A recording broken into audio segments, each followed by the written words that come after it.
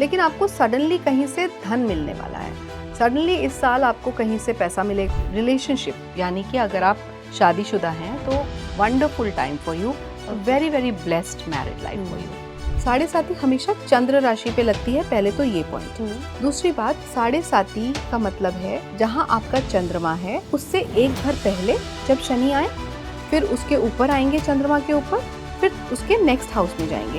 हर राशि में 2.5 साल रहते हैं, इसलिए वो 7.5 साल बन गया।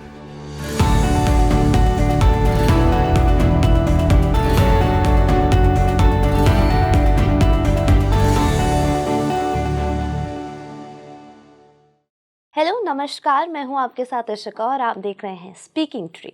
आज हम इस वीडियो में बात करने वाले हैं नए साल के प्रेडिक्शंस के बारे में कि एस्ट्रोलॉजी के अकॉर्डिंग आपके प्लैनेट्स क्या कह रहे हैं कि आपका 2025 कैसा जाने वाला है। साथ ही हम बात करेंगे 1 से लेकर 9 तक सभी मूलांकों के बारे में। न्यूमरोलॉजी के अकॉर्डिंग भी आपका 2025 कितना बेहतरीन होने वाला है। इसी के साथ ही रेमेडीज़ भी जानेंगे, क्योंकि आज हमारे साथ स्टूडियो में मौजूद हैं आचार्य रीना शर्मा जी, जो एक वैदिक एस्ट्रोलॉजर है। बहुत बहुत स्वागत है मैम आपका स्पीकिंग ट्री में। Thank you so much Ishika, thank you for having me here. आज हम आपसे बहुत सारी इन्फॉर्मेशन लेने वाले हैं। साल 2025 आ रहा है, सब बहुत खुश हैं कि नया साल है, नई चीज़ें सोच रहे हैं, दिमाग में बहुत कुछ चल रहा है, लेकिन वहीं आ जाते हैं प्लैनेट्स, वहीं आ जाती है एस्ट्रोलॉजी। राइट।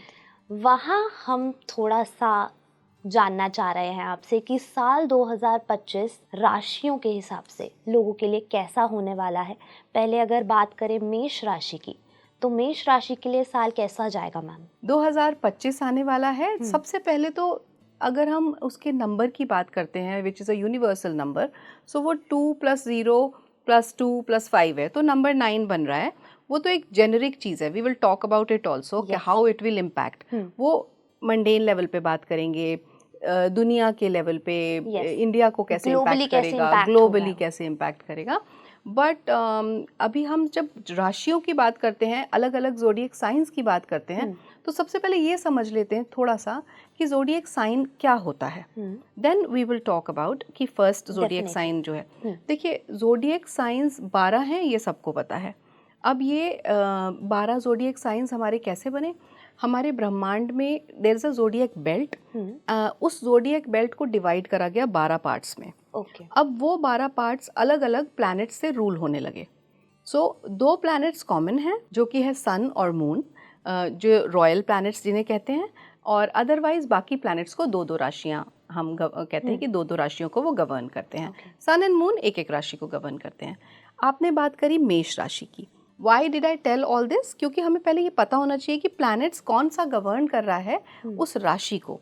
अब राशि और लगन, again they are 2 different things. आप मेष राशि कहते हो तो वो है जहाँ आपका चंद्रमा प्लेस्ड है। That is very important, because वो हमारे मन को कहीं ना कहीं डोमिनेट करता है, डिक्टेट करता है, गवर्न करता है। और अगर हम लगन की बात करते हैं तो वो हमारा सेल्फ है, हमारी बॉडी है। First house of any horoscope is the lagan. Here I am talking about both. आप दोनों एंगल से उसको समझ सकते हो, सुन सकते हो। मेष राशि या मेष लगन, जब हम ये बात करते हैं तो हम देखते हैं शनि कहाँ बैठे हैं, क्योंकि that is the biggest planet and it stays in 1 rashi for 2.5 years। जब 2.5 साल आप किसी के साथ रहोगे तो आप सबसे ज़्यादा उससे इम्पैक्ट होगे। 1 साल किसी के साथ रहोगे, थोड़ा कम इम्पैक्ट होगे।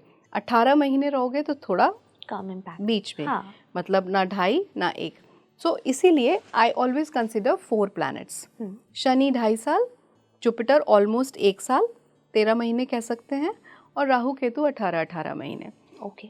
ये जो भी प्रिडिक्शंस हैं ये गोचर बेस्ड हैं, ट्रांजिट बेस्ड हैं। So you have anyone who is watching them has to take it very generic. उसको बिल्कुल भी ऐसे नहीं लेना है कि हाँ ऐसा बोल दिया मैम ने तो यही होगा। ये बड़ा जेनेरिक है, दिस इज प्रिडिक्शन है, हम कोई दावा नहीं कर रहे ये होगा। Exactly, one should take it like a disclaimer कि until and unless your individual कुंडली is seen, your individual कुंडली के प्लैनेट्स आर कैसे वो प्लेस्ड हैं, कैसे इम्पैक्ट कर रहे हैं, तब तक इसको बहुत ऐसे मत लेना कि बहुत सीरियस ले लिया। हाँ, ये जेनरिक ज़रूर है, मोटा मोटा आपको कहानी पता चल जाएगी कि 2025 में आपके साथ क्या होगा।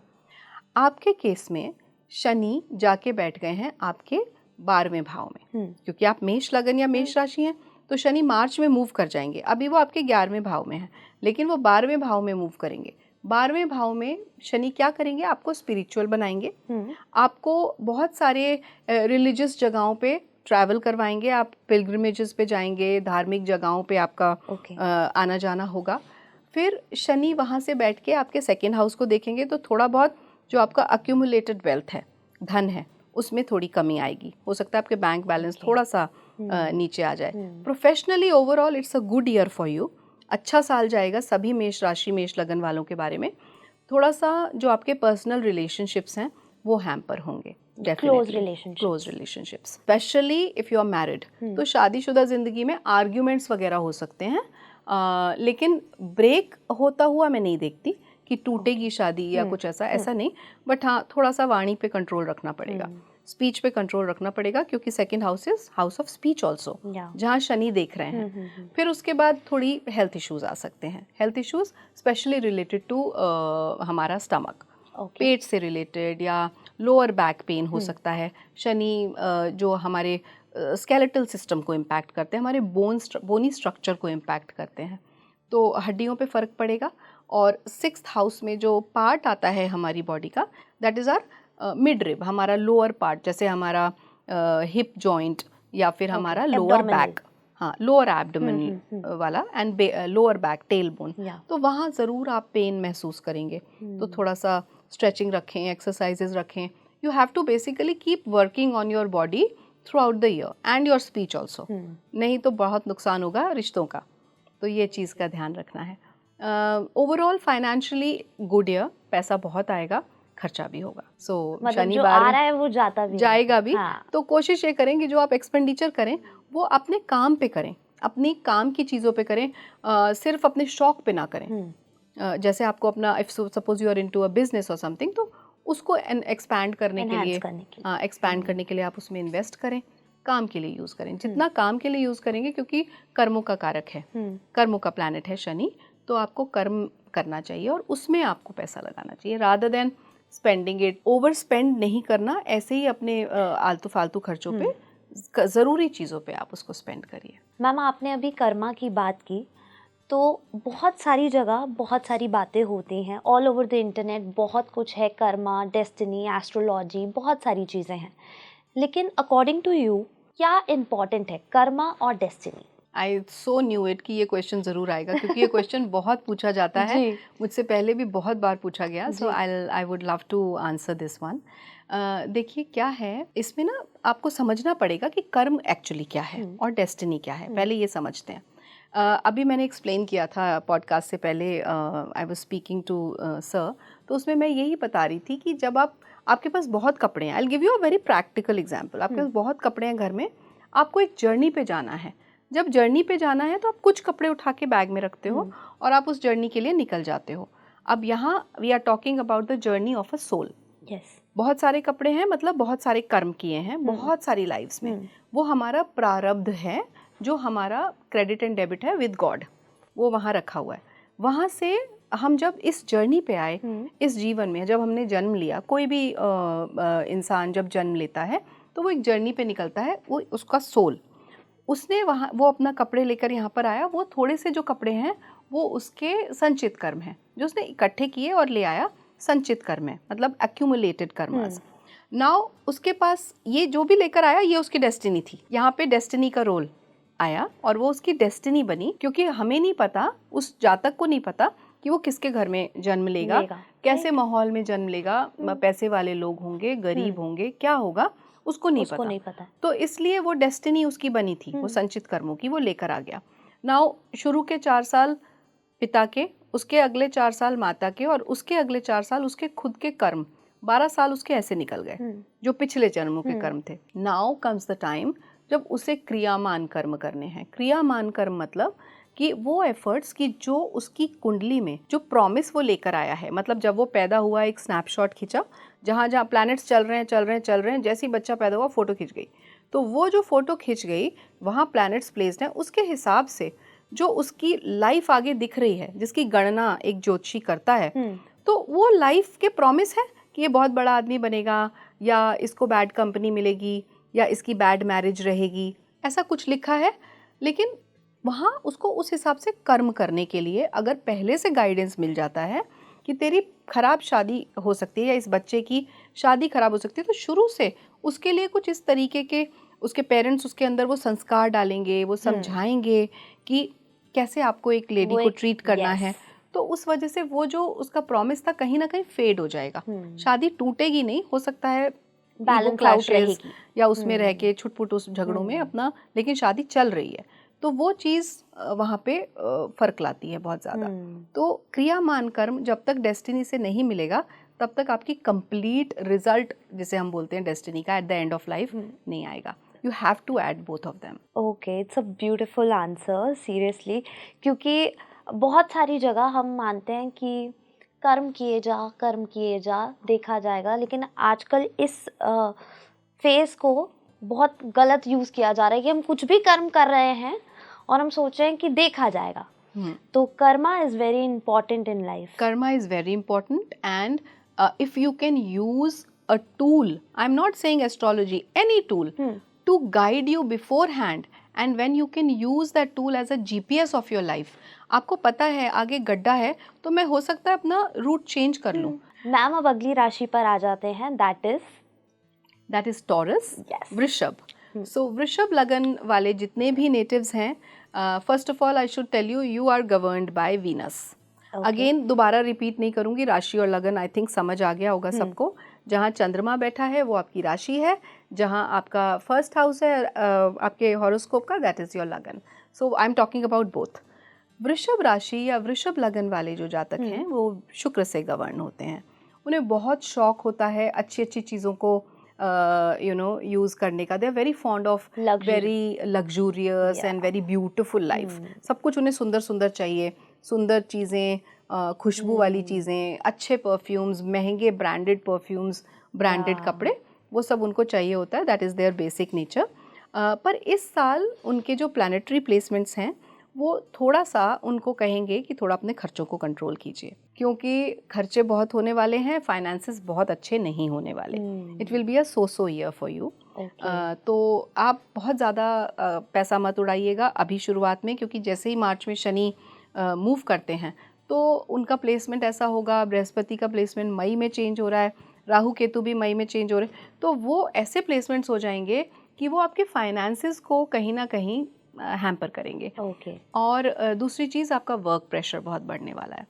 वर्क प्रेशर बढ़ेगा तो आप समझिए कि अच्छा है, you will get a very good experience, साथ साथ वर्क रिलेटेड ट्रैवल्स होंगे, तो बहुत बढ़िया टाइम है। तो जॉब ग्रोथ भी है, लेकिन बहुत अंडर प्रेशर रहेंगे, ट्रिमेंडस प्रेशर। मतलब आपको ऐसा फील होगा कि कब मुझे थोड़ा सा रिलैक्स करने का टाइम मिलेगा। बट पूरा साल ऐसे ही भाग दौड़ है। हाँ, जून जुलाई के बाद मैं देखती हूँ कि थोड़ा फाइनेंसेस बेटर हो जाएंगे, बट दैट डजंट मीन कि आप खर्चा करो तो थोड़ा खर्चा for the just save some money for the rainy days, it's very important. Taurus के लिए यही कहूँगी। और अगर आपकी रिलेशनशिप्स की बात करूँ, वो अच्छी हैं, कोई ऐसी दिक्कत नहीं है, but don't go for any kind of, जैसे आपका कोई लव इंटरेस्ट है तो अभी समय नहीं है कि आप उसको नेक्स्ट लेवल शादी पे ले जाओ। वो समय नहीं है, क्योंकि as I said you will be so busy, फिर वहाँ पे टाइम क्रंच आएगा and then there will be lot of emotional issues, imbalance होगा एंड ट्रस्ट इश्यूज भी हो सकते हैं। तो मतलब अभी रिलेशनशिप्स को टाइम देना है, अभी देना है, ये साल थोड़ा सा रुक जाए। उसके बाद जैसे ही रादर हाँ mid 2026 then we'll talk about it later. Okay. अगली राशि पर आ जाते हैं मैम, विच इज मिथुन राशि। राइट। उनका साल 2025 कैसा होने वाला है? मिथुन राशि वालों के लिए शनि देव उनके 10वें घर में। So let's talk about profession first. That is the house of profession. बहुत काम करना है उनको भी, लेकिन अप्स एंड डाउन्स रहेंगे। If you are a businessman तो तैयार हो जाइए, प्रॉफिट्स के साथ लॉसेस भी आएंगे।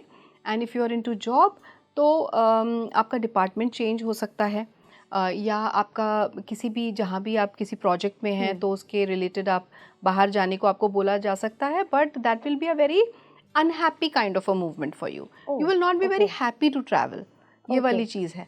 क्योंकि शनि वहाँ 10वें भाव से बैठ के आपके 4th हाउस को तो घर से दूरी दिखाता है, तो घर से दूरी हो जाएगी, थोड़ा डिटैच हो जाएंगे आप, वो चीज़ है। पैसे की कमी नहीं है, पैसा ठीक है, बहुत बढ़िया है। रिलेशनशिप्स में थोड़ा अनबन रहेगी, बट एज सच डिवोर्सेस या ये नहीं मैं देख रही हूँ। आपके जो लव इंटरेस्ट हैं, अगर आप प्रेम संबंधों में हैं, वो बढ़िया रहेंगे, कोई दिक्कत नहीं है ऐसी। अगर आपकी संतान है तो उससे आपको अच्छी खुशखबरियाँ मिलेंगी। It's overall a good year for you. Very nice. अब आते हैं अगली राशि पर, जो है कर्क राशि। कर्क राशि के लिए क्या इंटरेस्टिंग होने वाला है साल 2025 में मैम? ओके, देखिए कर्क राशि अपने आप में चंद्रमा से रूल होती है, तो बहुत इमोशनल लोग होते हैं ये। एंड जनरली भी ये लोग ऐसे होते हैं कि ये लोग बहुत जल्दी लोगों पे विश्वास करते हैं और इनका एक सोशल सर्कल है जिस पे ये अंधा विश्वास करते हैं। ये साल आप देखेंगे कि इनका विश्वास टूटेगा, एक तो अपने क्लोज वन से, फ्रेंड सर्कल से विश्वास टूटेगा और ये बहुत हर्ट हो जाएंगे। बट इनको ये दिख जाएगा कि जब मुखौटा हटा तो असली चेहरा क्या है। सो अगर आप इसको दोनों पर्सपेक्टिव से देखते हो, अच्छा भी है, बुरा भी है। आप दुखी हुए, आप यू आर वेरी सॉरोफुल, दुख की बात है, बट आपने असलियत देखी, ये अच्छी बात है, because that's going to help you grow. आपको आगे के लिए पता चल जाएगा कि उस इंसान पे भरोसा नहीं करना। इनफैक्ट आपके ऑफिस में भी, आपके वर्क प्लेस पे भी, डोंट ट्रस्ट पीपल ब्लाइंडली, ये आपके लिए अच्छा नहीं रहेगा जी। थोड़ा माइंडफुल रहने की ज़रूरत है इस साल में। बहुत माइंडफुल रहने की बहुत ज़रूरत है। कॉन्शियसली चूज़ करें किसके साथ आपको उठना बैठना है, बहुत ज़रूरी रहेगा इस साल आपके लिए। पैसे के हिसाब से ये साल ठीक है। Emotionally you will B drained, तो थोड़ा मेडिटेशन करें, साथ साथ ब्रीदिंग करें, थोड़ा अपने ऊपर विश्वास, बिकॉज आपका ना अपने चॉइसेस पे से विश्वास उठेगा। आपको लगेगा कि मैं तो रीड ही नहीं कर पाता लोगों को ठीक से, तो वो होगा। But don't worry, it's a phase. आपकी जो बेसिक पर्सनैलिटी है उसमें चेंजेस लाने की ज़रूरत है, और आप लाएंगे भी। यू विल बिकम प्रैक्टिकल, मतलब सभी कैंसेरियंस से कह रही हूँ, यू विल सी 2025 में आप लोग थोड़ा प्रैक्टिकल होंगे, इमोशंस को थोड़ा बैक सीट देंगे। तो इतना दुखी होने की ज़रूरत नहीं है, साल अच्छा जाएगा, लेकिन कहीं ना कहीं थोड़ा सा इम्बैलेंस है, वो भी आप सॉर्ट कर ही लेंगे। तो मैम नेक्स्ट राशि की बात करते हैं, जो कि है सिंह राशि। सिंह राशि के लिए क्या कह रहा है साल 2025? सिंह राशि के लिए अगेन, सिंह राशि जो है वो सूर्य से गवर्न होती है, दूसरा रॉयल प्लैनेट। सिंह अपने आप में like a king, you know, और उनको, उनके अंदर अथॉरिटेटिव नेचर होता है। सब कुछ वो चाहते हैं, जैसे राजा करता है कि भाई मैं प्रजा के लिए सब अकेले कर दूं, अच्छा कर दूं, ये उनकी नेचर होती है। लेकिन उन्हें थोड़ा बदलना होगा इस साल, क्योंकि इस साल उनको थोड़ा अकेलापन ज़्यादा महसूस होगा, और उन्हें लगेगा कि नहीं, कहीं कुछ तो, कोई तो होना चाहिए, एटलीस्ट वन सिंगल फ्रेंड, और या एक छोटा सोशल सर्कल, क्योंकि अकेलापन भी आप कब तक झेलोगे। So that is one thing which they will see कि 2025 में वो देखेंगे। और दूसरा, उनको पैतृक प्रॉपर्टी मिल सकती है उसमें, लेकिन मिलने से पहले कहीं ना कहीं लीगल केसेस हो सकते हैं, तो डिस्प्यूट्स होंगी आपके एंसेस्ट्रल प्रॉपर्टी केसेस में, अगर कोई चल रहे हैं तो बहुत ज़्यादा आप उसमें मैनिपुलेशन ना करें, नहीं तो नुकसान आपका होगा। Let it go the way it is going. तो मैम ये फेस कब तक चलने वाला है, जो कोर्ट केसेस वगैरह का चलेगा? ये कोर्ट केस वाला जो केस है, ये मई के बाद, इनफैक्ट फर्स्ट हाफ इतना बुरा नहीं है, अप्रैल तक इतना वो नहीं है, थोड़ा तो आने लगेंगे रिजल्ट्स। जो ये मार्च में जो शनि मूव कर रहे हैं, और जुपिटर और राहु केतु मई में कहीं मूव कर रहे हैं, तो ये ना ये समय जो मार्च अप्रैल मई, ये बड़ा टर्मोइल वाला समय है। ओवरऑल बहुत सारे चेंजेस हो रहे हैं, और चेंजेस भी बड़े ऐसे हो रहे हैं कि राशि परिवर्तन भी ऐसा हो रहा है, जो तत्व है, जिस तत्व से मूव कर रहे हैं, एरी से, मतलब वायु तत्व से सडनली आप जल तत्व में जा रहे हो, तो आप समझ सकते हो कितना बदलाव आएगा। कितना बदलाव है, राइट। तो मैम अगली राशि पर आ जाते हैं, विच इज कन्या राशि। कन्या राशि क्या कह रही है, कैसा है साल, कैसे है उनके प्लैनेट्स? कन्या राशि रूल्ड बाय मरकरी। अब मरकरी वैसे तो उन्हें बहुत कम्युनिकेटिव बनाता है, लेकिन इस साल थोड़ा सा आप डिटैच्ड महसूस करेंगे। ये हो सकता है कि आपका मन करे कि घर छोड़ के कहीं चले जाऊं, और या फिर और कुछ नहीं तो ना भी छोड़ के जाऊं तो सबसे अलग अलग रहूं, क्योंकि केतु अलग रहने की इच्छा ज़्यादा होगी क्योंकि केतु 12th हाउस में आ रहे हैं। ओके। तो वो आपको स्पिरिचुअलिटी की तरफ ज़रूर लेके जाएंगे, but at the same time आपको एक लोनर जैसा बना देंगे, and you will love your own company. This is the kind of theme that I see in 2025 for these people. हाँ, ऐसा हो सकता है कि आपके थोड़े हॉस्पिटल्स के चक्कर लगें, और ये भी हो सकता है कि जो बीमारी या कुछ हेल्थ इश्यूज आपको आए वो फर्स्ट टाइम में, सेकंड टाइम में जल्दी से डायग्नोज ना हो. डॉक्टर्स को समय लगे डायग्नोज करने में. मेहनत वाला साल है, मेहनत तो करनी ही है, पैसा भी ठीक है, बट खर्चा हो सकता है हेल्थ इश्यूज पे. Personal life so overall all in all ठीक है. एंड संतान से आपको कहीं ना कहीं कुछ मतलब उसकी तरफ से आपको टेंशन रह सकती है. आपको हो सकता है उसके स्कूल से कंप्लेंट आए कि भाई इन्होंने ऐसे कर दिया, तो यू आर कॉल्ड इमीडिएटली. तो वो एक दिक्कत है. तो ये वाले इश्यूज रहेंगे हाँ, आफ्टर मार्च. ओके. और क्लोज्ड वन के साथ रिलेशनशिप्स आपने बताया ऑल इन ऑल गुड, अच्छे रहेंगे. स्ट्रेन्ड नहीं कहूँगी, लेकिन क्योंकि ये एक मैंने बोला ना वो लोनर वाला थीम है, तो थोड़ा सा he will be missed in a get together. अगर पार्टी में गए भी हैं तो अपना ड्रिंक लेके साइड में खड़े हैं, दैट टाइप ऑफ मतलब अपने जोन में रहने वाला, एंड ही विल एंजॉय ये वाला जोन. हाँ, एंजॉय करेंगे अगले 18 महीने, थोड़ा सा ये वाला थीम है. ओके. तो चलिए, कभी कभी अकेले रहना भी अच्छा ही होता है. बिल्कुल जी. मैम, अगली राशि की बात करते हैं, विच इज तुला राशि. तुला राशि के प्लैनेट्स क्या कह रहे हैं साल 2025 के लिए? ओके. देखिए, तुला राशि again it's ruled by Venus. ये वीनस से, शुक्र से रूल होने वाली दूसरी राशि है. पहली हमने अभी वृषभ की बात की थी, जहाँ मैंने कहा था कि सो रहेगा साल, बहुत अच्छा फाइनेंशियली नहीं रहेगा. इनके केस में भी थोड़ा थोड़ा ऐसा ही थीम है. फाइनेंशियली मैं नहीं कहूँगी इतना बुरा रहेगा, लेकिन हाँ, वर्कलोड बहुत रहेगा इनके ऊपर भी. बहुत ज़्यादा मेहनत है, और कंपटीशन बहुत आ जाएगा at the place of work. लोग आपसे compete करने लग जाएंगे, और बैक बाइटिंग, बैक स्टैबिंग, ये चीज़ आपके साथ हो सकती है. हो सकता है, बिल्कुल हो सकता है.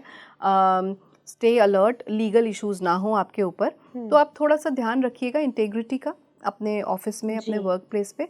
कोई भी ऐसा काम मत करिए या कोई भी लूज टॉक मत करिए जिसकी वजह से आपके ऊपर उंगलियां उठाई जाएं, because then it will be a very very difficult situation for you to handle, और साल फिर पूरा उन्हीं चीज़ों को संभालने में निकल जाएगा. ओवरऑल अगर हम आपके सुख स्थान की बात करें, 4th हाउस की, that is being impacted by Jupiter. Devguru Brihaspati देख रहे हैं 4थे घर को और आपके लगन को, तो हेल्थ इश्यूज तो बिल्कुल नहीं आएंगे. You are blessed as far as that is concerned. मोटापा बढ़ सकता है, लेकिन क्योंकि गुरु देख रहे हैं तो मोटापा बढ़ सकता है. और आपके घर में जहाँ आप रहते हैं, domestic place will be wonderful. वहाँ कोई दिक्कत नहीं है, सुख रहेगा, कोई तनावपूर्ण माहौल नहीं है, लड़ाई झगड़ा नहीं. अगर था भी पिछले साल तो वो सॉल्व होता हुआ दिखेगा आपको. जो आर्ग्यूमेंट्स घर में होते थे वो बेटर होते हुए दिखेंगे. So it's a better situation at home, but work place again you have to be, yes, you have to be careful. Health wise okay, good, ठीक है. ओके. तो अब तो लग रहा है तुला राशि बैलेंस कर ही लेंगे लोग, क्योंकि दो चीजें अच्छी हैं, एक चीज खराब है, तो वो बैलेंस आउट हो जाती है. वैसे भी तुला है, it's a balance in itself. They are a balanced soul, they are very balanced people. लेकिन जब प्लैनेटरी मूवमेंट्स होते हैं वो भी इतने बड़े बड़े, तो फिर वो तो हिला के जाते ही हैं थोड़ा बहुत. चलिए, अब बात करते हैं अगली राशि की, दैट इज वृश्चिक राशि. वृश्चिक राशि में मैम क्या होने वाला है साल 2025 में? वृश्चिक राशि में आपकी जॉब छूट सकती है. लेकिन इसको डोंट, अगेन जैसे मैंने शुरू में डिस्क्लेमर दिया था, डोंट टेक इट कि ऐसा होगा ही होगा. छूट सकने से ये भी मतलब हो सकता है कि हो सकता है आपका वर्क प्लेस छूटे, आप एक जगह से दूसरी जगह जाएं. हो सकता है आपका ट्रांसफ़र हो जाए, और वो ट्रांसफ़र बहुत हैप्पी वाला ना हो, आप खुशी से नहीं जा रहे. घर से दूरी दिखाता है, और घर में तनावपूर्ण माहौल दिखाता है. तो डेफिनेटली जो भी आपके जॉब से रिलेटेड होगा, that's going to impact your personal life also at the same time. कहीं से आपको ठीक है, आपके काम पे आपको परेशानी हुई और वर्क प्लेस में से आपको दूर जाना पड़ा, और हो सकता है ये जॉब छोड़ के दूसरी जॉब पकड़नी पड़े, लेकिन आपको सडनली कहीं से धन मिलने वाला है. सडनली इस साल आपको कहीं से पैसा मिलेगा. It can be a claim through a policy, it can be your ancestral property, कुछ Okay. भी आपको अचानक मिलेगा इस साल. Okay. And a big amount. And a big amount which is Okay. not expected, a good big amount. And मैं ये नहीं कहती खुशी से ही मिलेगा, हो सकता है कुछ ऐसा हो जिसकी वजह से आपको दुख हो, लेकिन आपको you are getting money out of it. Okay. ऐसा हो सकता है. मैम, अब धनु राशि के लिए क्या है प्रिडिक्शन साल 2025 का? कैसा होने वाला है उनके लिए ये साल? चलिए बात करते हैं सेजिटेरियस यानी कि धनु राशि. धनु या सेजिटेरियस ये गवर्न होते हैं जुपिटर से, यानी कि देवगुरु बृहस्पति. अब देवगुरु बृहस्पति इनके सप्तम भाव में आएंगे मई में. ये जो भी मैं बात कर रही हूँ ये मार्च अप्रैल के बाद आप लेके चलिएगा, क्योंकि अभी मूवमेंट मार्च से ही शुरू होगा. मार्च में शनि जाएंगे, फिर मई में जुपिटर जाएंगे और राहु केतु आफ्टर दैट. और देवगुरु बृहस्पति जब सप्तम में है तो सप्तम भाव आपका फुल्ली पॉजिटिवली एक्टिव हो गया. रिलेशनशिप यानी कि अगर आप शादीशुदा हैं तो wonderful time for you, very very blessed married life for you. शादी नहीं हुई है तो इस साल शादी हो सकती है और बहुत अच्छा समय है. If I talk in a generic way, पत्री अलग बात है जी, वो सबका इंडिविजुअल वो अलग होता है. हाँ, वो अलग होता है. लेकिन अभी के लिए अगर हम बात करें तो बहुत अच्छा टाइम है, बहुत ब्लेस्ड टाइम है. कोई भी ऐसी रिलेशनशिप जिसमें कि आप किसी बंधन में बंधे, वेदर इट्स मैरिज और पार्टनरशिप इन अ बिजनेस, दोनों के लिए बहुत अच्छा टाइम है. जो आपके सिबलिंग्स हैं, आपके भाई बहन हैं, उनसे या आपके पड़ोसियों से थोड़ा सा आप देखिएगा अब्यूजिव या झगड़ा या ऐसे कुछ ना हो जाइएगा. थोड़ा सा उस बात का ध्यान रखिएगा, क्योंकि थोड़ा दिमाग गर्म हो सकता है. कुछ अनबन होने के चांसेस कुछ समय के लिए अनबन होने के चांसेस हैं. So be very very cautious in that. अपने फादर के साथ भी आप थोड़ा सा डिटैचमेंट महसूस कर सकते हैं. हो सकता है कोई चीज़ आप चाहते हो कि वो कहें या करें and he is not doing it, तो आप डिटैच हो जाएंगे. आपको हो सकता है उनसे बुरा लगे उनकी किसी बात का, तो it's just a very momentary thing, don't worry. Mother की तरफ से आप इमोशनली थोड़ा सा हर्ट हो सकते हैं. मतलब मदर हो सकता है आपको इमोशनली ब्लैकमेल करें कुछ काम करने के लिए. ऑल्दो उनका ध्यान रखिए, उनकी इमोशनल वेलबींग का ध्यान रखिए, लेकिन इमोशनल ब्लैकमेल का पात्र मत बनिए. रादर उनको थोड़ा सा समझाने की, कन्विंस करने की कोशिश कीजिए, so that you know she comes in that mode that she is helping you in every which way. तो घर का माहौल ओवरऑल उस हिसाब से अच्छा हो जाएगा. अदरवाइज शुरू में मार्च से लेके और मई जून तक थोड़ा तनावग्रस्त रह सकता है. घर में अगर आप मैरिड हैं तो हो सकता है आपकी वाइफ और आपकी मदर के बीच में कुछ झगड़े हों. और ट्रैवल्स, वर्क रिलेटेड ट्रैवल्स बहुत होने वाले हैं. छोटे छोटे होंगे, I am not saying overseas, लेकिन within India different states में हो सकते हैं. ये भी हो सकता है आप अपना घर बदलो, क्योंकि शनि बैठे हुए हैं वहाँ पे, तो आप हो सकता है आप मकान नया खरीदो या मकान में रेनोवेशन करो या कोई कार नई खरीदो. उसका ये अच्छा टाइम है एंड रेनोवेशन के लिए भी बढ़िया रहेगा. बट अगर आप जॉब की बात करते हो तो जॉब में हाथ छुड़ाव हो सकता है. आप जॉब छोड़ के भी जा सकते हो. ये भी हो सकता है कि आपका ट्रांसफ़र हो जाए and you will get accustomed to it very fast. ऐसे कोई दिक्कत नहीं है, बट हाँ वर्क प्लेस पे थोड़ा सा तनाव रह सकता है एंड प्रेशर बहुत बढ़ सकता है काम का. तो मैम कहीं ना कहीं इस साल स्टेबिलिटी जो है वो इफेक्ट होगी. हाँ, स्टेबिलिटी डेफिनेटली हैम्पर होगी. स्टेबिलिटी से मेरा मतलब है आप अपनी जगह से उखड़ के दूसरी जगह पे जाके एस्टैब्लिश होंगे. एस्टैब्लिश हो रहे हैं आप, लेकिन एक जगह डेफिनेटली छूटेगी, तो वो जो चेंज होगा ना, that can hamper the balance for some time. Yes, but एक अच्छी बात है कि आपकी पर्सनल लाइफ बहुत बढ़िया चल रही है, बहुत अच्छी जा रही है, तो उसमें कोई दिक्कत नहीं है. Your life partner will be supportive and you will have a good news from the children side. बच्चे स्कूल में अच्छा करेंगे, मेहनत करेंगे, अच्छी बातें सुनने को मिलेंगी. सो मानसिक तौर पे अच्छा साल है, लेकिन हाँ फिजिकली बहुत वर्क प्रेशर है, तो कहीं ना कहीं आप हैम्पर तो होंगे. मैम मकर राशि का ये साल कैसा होगा? साल 2025 में मकर राशि के प्लैनेट्स क्या बोल रहे हैं? अगर हम केप्रिकॉन की बात करते हैं तो केप्रिकॉन शनि से गवर्न होता है. उसको हिंदी में मकर राशि भी बोलते हैं. आप राशि और लगन दोनों लेके चलिए. केप्रिकॉन अभी फ्री हो जाएगा 7.5 से. अब उसके लिए थोड़ा सा मैं बताऊंगी 7.5 क्या होती है. 7.5 हमेशा चंद्र राशि पे लगती है. पहले तो ये पॉइंट. दूसरी बात, 7.5 का मतलब है जहाँ आपका चंद्रमा है उससे एक घर पहले जब शनि आए फिर उसके ऊपर आएंगे चंद्रमा के ऊपर, फिर उसके नेक्स्ट हाउस में जाएंगे। हर राशि में 2.5 साल रहते हैं, इसलिए वो 7.5 साल बन गया। इट्स लाइक अ क्राउन, मतलब बीच में जो राशि है वो चंद्रमा की है, उसके पहले वाली राशि कोई भी हो, बाद वाली राशि कोई भी हो, वो भी इम्पैक्ट होती है। वहाँ चंद्रमा से 2.5 साल पहले जब आ गए तभी उसने हमारे मन को, शनि देव ने, उन्होंने हमारे मन को इम्पैक्ट करना शुरू कर दिया। बिकॉज वो इतने पावरफुल हैं कि उनका इम्पैक्ट 2.5 साल पहले से आना शुरू हो जाता है। तो दैट्स वाई पीपल से कि 7.5 is a big term, it's a big tenure. वो समय बहुत ट्रांसफॉर्मेटिव होता है लोगों के लिए। लोग 7.5 को बहुत ज़्यादा नेगेटिवली देखते हैं जी। वो सबके लिए नेगेटिव नहीं होता समय, वो उन लोगों के लिए नेगेटिव होता है जिनका शनि ही बहुत पीड़ित हो, कुंडली में बहुत पीड़ित शनि है। शनि मतलब इस तरीके से है कि कुछ ऐसे घरों में बैठा है जहाँ उसको नहीं बैठना चाहिए, या और ग्रहों के ऐसे अफ्लिक्शंस है कि शनि को राहु देख रहा है या शनि के साथ चंद्रमा बैठा है तो विषयोग बन गया। तो वो सारी चीज़ें जब ऑलरेडी नेटल चार्ट में हो रही हैं और फिर गोचर में भी शनि वहाँ पे आ जाए तो दिक्कतें होती हैं। Otherwise for राशिज like taurus, Libra, उनके लिए तो शनि बहुत अच्छे हैं। क्या एवन कैप्रिकॉर्न और कुंभ के लिए भी, क्योंकि वो लग्नेश है वहाँ पे जी, तो वहाँ शनि इतना बुरा इम्पैक्ट नहीं डालते। और ऑल्सो 7.5 तब बहुत ज़्यादा एक्टिव हो जाती है जब आपकी महादशा अंतरदशा भी शनि की हो। ऐसे नहीं है कि वो मतलब 7.5 आई और दशा आपकी उसकी नहीं चल रही है लेकिन फिर भी आपके ऊपर इम्पैक्ट बहुत ज़्यादा आएगा, ऐसा नहीं है। तब भी आएगा पर उतना नहीं आएगा। वी विल टॉक अबाउट, मतलब इसको हम परसेंटेज में अगर लें तो 7.5 भी चल रही है, शनि बुरी तरीके से पीड़ित भी है, और फिर उसके बाद महादशा अंतरदशा, तो और गोचर में शनि आ गया, वहाँ फिर ज़्यादा, मैं कहूँगी ज़्यादा परसेंटेज में दिक्कतें आती हैं। और दिक्कतें भी ऐसी नहीं हैं, दिक्कतें ट्रांसफॉर्मेटिव हैं। आपको बहुत एंग्जाइटी होगी, नौकरी छूट गई, बीमार पड़ गए, बहुत सारी चीज़ें, पर उस समय से आप सीखोगे ज़रूर। It's a learning phase. आप सीखते हो और हमेशा वो सीख जीवन भर आपके काम आती है। ये 7.5 का तथ्य है, पूरा एक्सट्रैक्ट है। आप 7.5 को 100% नेगेटिव लेके नहीं चल सकते। Okay, let's come back to the topic. I think हम बहुत आगे हो गए, डाइवर्ट हो गए।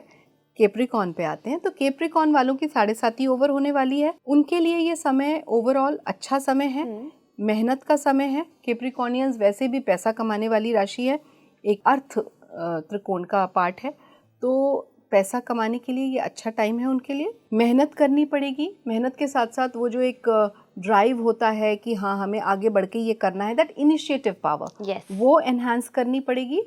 हेल्थ इश्यूज जो चल रहे थे पुराने वो ठीक हो जाएंगे, लेकिन 8th हाउस में राहु आने की वजह से कहीं ना कहीं वो जो एक इम्पैक्ट होता है ना कि क्रोनिसिटी का, कोई ऐसी बीमारी या कोई ऐसा छिपा हुआ इशू आपकी लाइफ में आएगा जो आपको पता नहीं चलेगा। You will not be able to diagnose that. So थोड़ा सा उस बारे में आपको सोचना पड़ेगा, देखना पड़ेगा, हाँ कंसर्न आपको बार बार आएगा कि अननोन फियर्स कि कुछ तो हो रहा है, इनसिक्योरिटी महसूस होगी, हो सकता है बुरे सपने आए, तो वो वाला चीज़ें हो सकती हैं। आपको किसी एक्सपर्ट एडवाइस की बहुत सख्त ज़रूरत पड़ सकती है। And I would suggest you should definitely go to a occult science person, a person who can guide you spiritually and in connection with the occultists. So why do I say that? Because Ketu is in the 8th house and Ketu हमेशा in depth knowledge, research और बहुत ज़्यादा जिसे कहते हैं बाल की खाल तक जाना में आपको लेकर जाता है। तो आपको भी अपने इश्यूज का रूट कॉज क्या है वो फाइंड करना है। अब मैम आते हैं कुंभ राशि पे। कुंभ राशि के लिए नया साल 2025 कैसा होगा? कुंभ राशि वालों के लिए तो अभी तक शनि उनके लगन में बैठे हुए थे, यानी कि उनकी राशि पे, उनकी तो 7.5 पीक पे थी, और अब कुंभ राशि से जैसे ही वो हटेंगे तो उनको आराम आ जाएगा। They will feel so much relief कि अब तो पाइसेस में चले गए, तो उनकी एक तरीके से उतरती हुई 7.5 हो गई। तो उनके लिए ये बहुत आराम का समय है। हो सकता है उनके कनेक्शंस फॉरेन लैंड से बने, हो सकता है कुछ जैसे ओवरसीज क्लाइंट्स उनको मिलें, उससे उनको फ़ायदा होगा, उनको धन की प्राप्ति हो सकती है। हो सकता है वो खुद भी कहीं ना कहीं ट्रैवल करें। सेटलमेंट की बात तो नहीं करती, बट ट्रैवल्स, उनके ओवरसीज ट्रैवल्स हो सकते हैं। घरेलू मामलों में या वैवाहिक जीवन में परेशानियां हैं, वहाँ डेफिनेटली परेशानियां देखती हूँ, क्योंकि केतु आ गए। केतु 7th हाउस में आपको स्पिरिचुअलिटी की तरफ ज़्यादा ले जाएंगे, डिटैचमेंट कर देंगे उस रिश्ते से जहाँ वो बैठे हैं। अब 7th हाउस आपके बिजनेस पार्टनर्स हैं और आपकी लाइफ पार्टनर हैं, तो उनसे कहीं ना कहीं डिटैचमेंट होगा। So not a very very good thing और good time for them, but otherwise Jupiter उनको ब्लेस कर रहे हैं, तो बृहस्पति की कृपा है, तो मुझे नहीं लगता कि सेपरेशन होगा until unless there are very very bad yogas. लेकिन हाँ, परेशानी तो है, दूरियां तो हैं रिलेशनशिप में, तो थोड़ा मैनेज करके चलना पड़ेगा आपको साल 2025 में डेफिनेटली। और अक्यूमुलेशन, धन जो आपका जुड़ा हुआ है, जो आपके बैंक बैलेंसेस हैं, उसमें कमी आ सकती है, वो खर्च हो सकते हैं।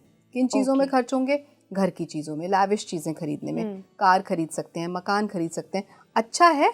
लेकिन कहीं ना कहीं बैंक बैलेंस हिलेगा तो आप मतलब आपको दिमाग में टेंशन होगी कि मेरा पैसा बहुत खर्च हो गया, दोबारा जोड़ना है, तो वैसा वाला। ओके, लेकिन एसेट्स बना सकते हैं, एसेट्स बना सकते हैं, लेकिन दिमाग में ओवर वर्क, मतलब डबल कहते हैं ना कि ओवर टाइम काम करेगा दिमाग, मेहनत ज़्यादा होने वाली है। हाँ, लगेगा कि मैं और मेहनत करूं। ओके, होने वाली है या नहीं वो दूसरी बात है, बट मुझे ऐसा लगेगा कि मुझे बहुत मेहनत करनी है अब दोबारा, कि दोबारा पैसा जोड़ना है। हाँ, मेरा तो सब खत्म, जो भी मेरा जुड़ा हुआ था, वो वाली फीलिंग आएगी।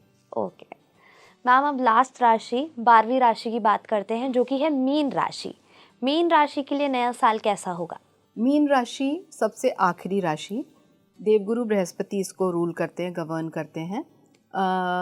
ये सभी राशियों के बाद लास्ट में आती है, तो सभी राशियों का, सभी ज़ोडिएक साइंस का तत्व इनके अंदर थोड़ा सब है। Very adjusting by nature, very good people, very spiritual and very helpful. लेकिन अभी इस साल इनके साथ क्या होने वाला है, शनि इनके लगन में आएंगे अभी मार्च के बाद। जैसे ही शनि लगन में आएंगे तो थोड़े से एंजाइटी लेवल्स बढ़ेंगे। अगेन 7.5 का भी कह सकते हैं शुरुआत हो जाएगी। ओके, तो 7.5 से भी इम्पैक्टेड हैं, शनि लगन में आ गए तो हेल्थ इश्यूज आएंगे। हेल्थ इश्यूज में भी हड्डियों से रिलेटेड इनको परेशानियां हो सकती हैं। इनको दर्द रह सकता है, पैरों में दर्द रह सकता है, पैर जो बिल्कुल पैरों की भी हो सकता है कि फ्रैक्चर हो जाए। ओके, हाँ, फ्रैक्चर, सीरियस इंजरीज भी हैं कहीं ना कहीं। सीरियस इंजरीज भी हैं, और सीरियस इंजरीज इसलिए मैंने कहा क्योंकि केतु 6th हाउस में आ रहा है। या तो फ्रैक्चर हो गया होगा, वो उसको ठीक होने में समय लग रहा होगा, या ऐसा समय है कि कुछ ना कुछ पैर में परेशानी आएगी जिसपे आपका पूरा ध्यान जाएगा। ओके, पैर पे, लोअर बैक में, और स्टमक रिलेटेड इश्यूज ये हो सकते हैं, और दिमागी टेंशन, एंजाइटी, ऐसा है। बट पैसा है, काम से रिलेटेड आपका अच्छा रहेगा क्योंकि आप वर्कोहॉलिक टाइप बन जाएंगे इस टाइम पे। बहुत प्रोजेक्ट्स आएंगे, बहुत काम आएंगे, और अच्छा करेंगे आप उसमें। You will be able to prove your worth and prove your, आपका जो भी नॉलेज है आप उसे एनहांस कर रहे होंगे। बट साल जब तक एंड होगा, या कहीं अगले साल के कहीं मिड तक, एंड तक, आप बहुत ड्रेन हो जाएंगे। So what you need to do is really work upon your moon, your Chandrama. आपको बहुत काम करना है, डीप ब्रीदिंग करनी है, योगा मेडिटेशन से जुड़ना है। अगर जुड़े हुए हैं तो थोड़ा सा और समय बढ़ा दें ब्रीदिंग का, बिकॉज आपको बहुत सख्त जरूरत पड़ने वाली है। मेंटल पीस बहुत जरूरी, बहुत ज़्यादा ज़रूरी है। और लगन में बैठ के शनि 7th भाव को भी देख रहे हैं जी, तो लाइफ पार्टनर से दूरी, बिजनेस पार्टनर से दूरी, ये चीज़ें हैं। 10th हाउस को देख रहे हैं तो काम बहुत देंगे, काम बहुत बढ़ेगा। प्रोफेशनली अच्छा है, नो प्रॉब्लम्स। लेकिन सिबलिंग्स के साथ और पड़ोसी अड़ोसियों के साथ थोड़ा सा नहीं बनेगी, या यूं कह लूँ दूरी हो जाएगी, बहुत समय ही नहीं होगा उनके लिए। ओके, रिलेशनशिप्स में थोड़ी प्रॉब्लम देखने को मिल रही है। हाँ, थोड़ी प्रॉब्लम है डेफिनेटली। ओके,